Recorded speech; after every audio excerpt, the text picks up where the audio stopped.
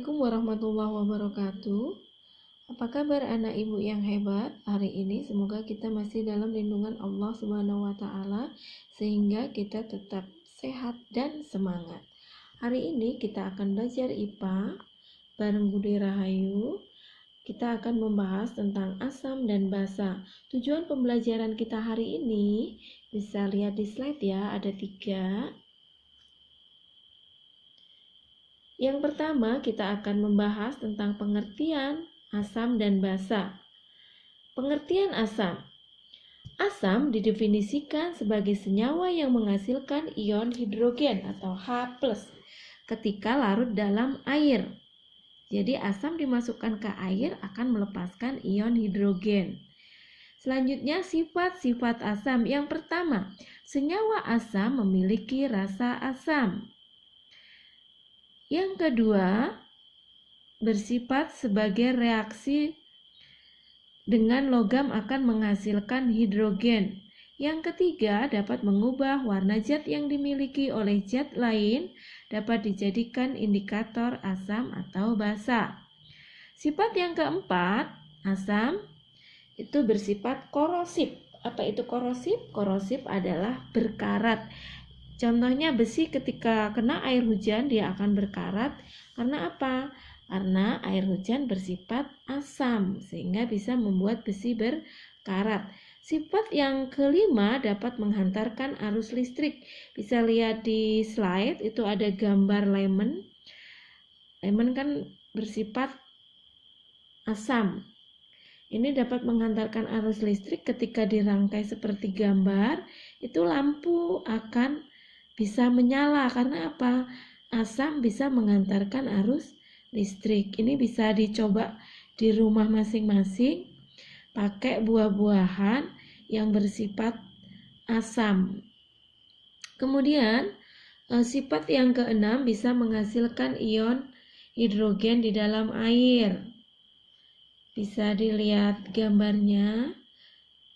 Kemudian sifat yang ketujuh bisa merubah kertas indikator biru menjadi merah. Ini yang biasa digunakan di lab IPA SMP Negeri 2 Buminabung, indikatornya menggunakan kertas lakmus. Jadi kertas lakmus yang dicelupkan ke dalam larutan asam, biasanya lakmus biru akan bisa berubah menjadi merah. Untuk bahan-bahan yang bersifat asam, bisa lihat slide ya contohnya. Kita lanjutkan. Yang kedua, pengertian basa. Basa didefinisikan sebagai senyawa yang menghasilkan ion hidroksida atau OH ketika larut dalam air.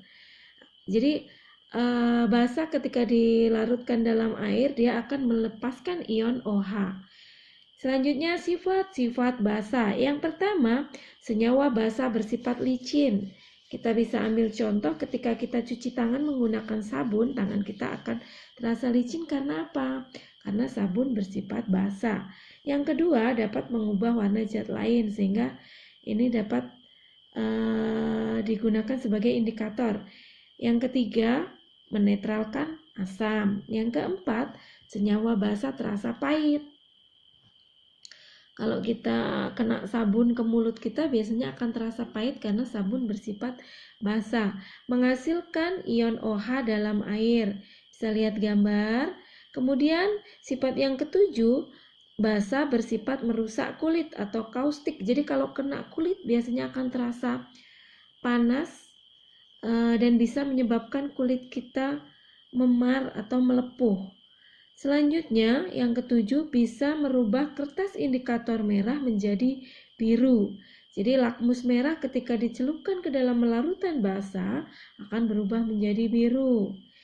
Kita lanjutkan, yang ketiga ada garam. Garam itu pembentukannya asam ditambah basa itu akan menghasilkan garam. Contohnya bisa lihat slide.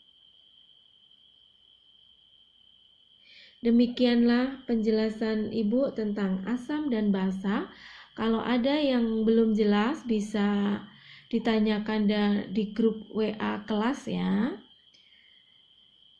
Mudah-mudahan materi kita hari ini bisa anak-anak terima dengan baik sehingga bisa mengerjakan tugas. Tugasnya bisa lihat di slide, kerjakan di buku latihan. Terima kasih, Ibu akhiri. Wassalamualaikum warahmatullahi wabarakatuh.